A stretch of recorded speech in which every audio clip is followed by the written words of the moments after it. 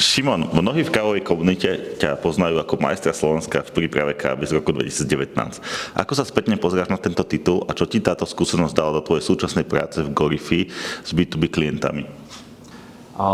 Určite mám veľkú radosť, že sa mi podarilo získať tento titul a myslím si, že každý, kto súťaží, tak mi dá za pravdu, že to súťaženie o tom, že dostanete feedback na tú svoju prácu.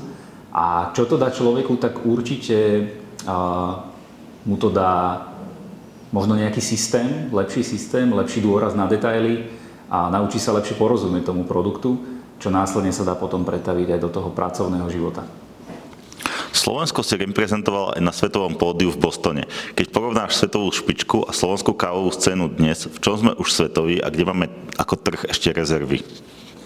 Ja by som možno trošku poupravil túto otázku, lebo ja si myslím, že Slovensko je svetové, čo sa týka prípravy kávy, alebo praženia, alebo celkovo produktu, pretože vlastne aj veľa Slovákov v rozličných disciplínach sú majstri Slovenska, alebo teda majstri sveta v príprave kávy.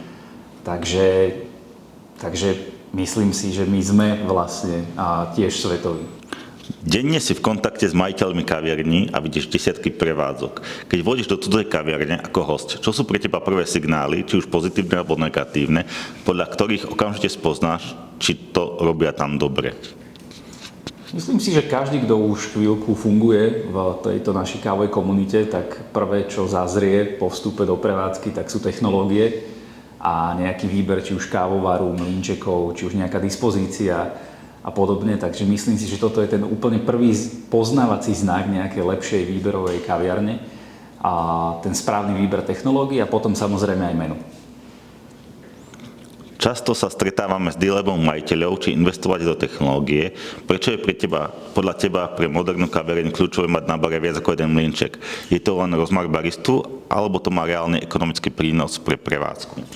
Osobne určite odporúčam nešetriť na technológii a skôr alokovať alebo minúť časť prostriedkov na výber správnej technológie a dbať dôraz na to, akú technológiu alebo na akej technológii sa bude káva pripravovať, pretože to priamo ovplyvňuje aj chuť kávy.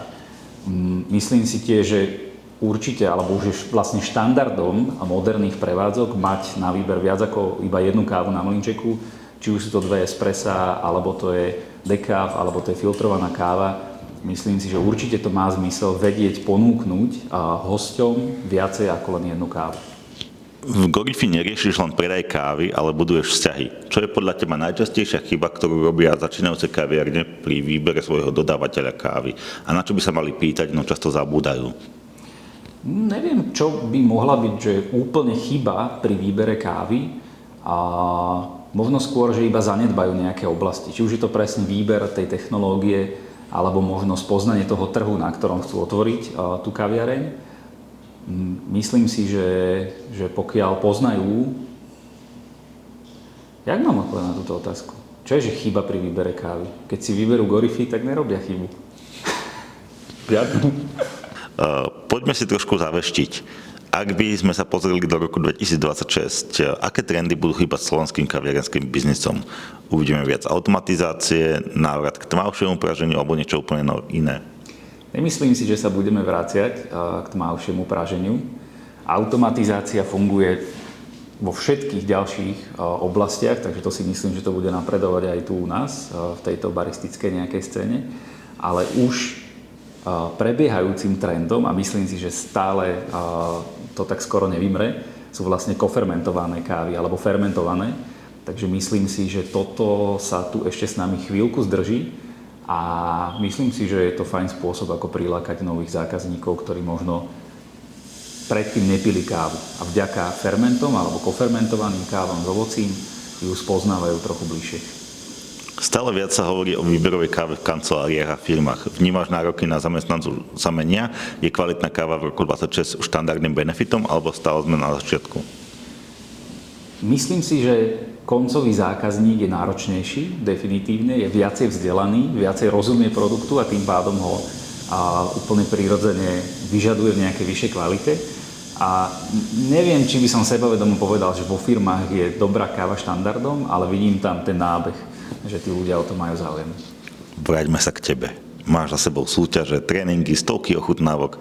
Čo pije majster barista najradšej v súkromí, keď sa nikto nepozerá? Je to precízne pripravená V60 alebo nepakrneš ani rýchlovkou? S čistým svedomím môžem povedať, že doma si veľmi rád zalejem našu rozpustnú kávu, ale pozor, s dobrou vodou, úplne bez problémov, ale momentálne si viem vychutnať najviac asi filtrovanú kávu. Ak by si mal jednu univerzálnu radu dať človeku, ktorý dnes uvažuje, že si otvorí vlastnú kaviareň s výberovkou, čo by to bolo?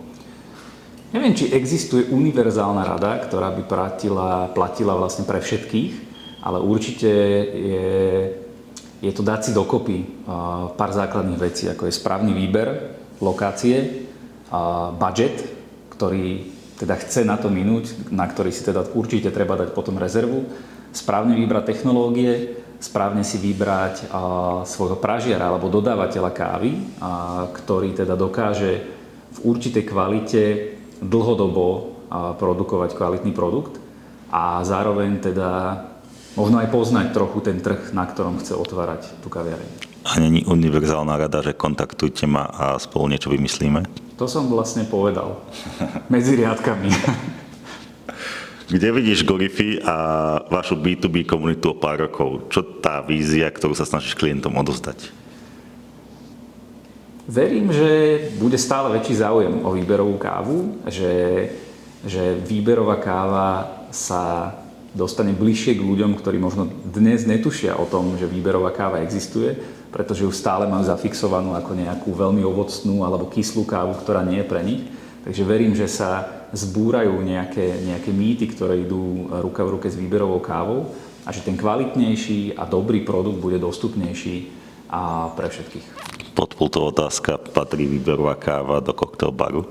Podľa mňa určite patrí a máme aj my niekoľko koktailbarov, ktorí pracujú s našou kávou a je to super, že aj barmani začínajú vlastne kombinovať kávu a uvedomovať si, že káva je vlastne plnohodnotný produkt, s ktorým teda vedia pracovať v baroch a vyčarovať famózne koktejly. Pozrieme do miroru. Presne tak.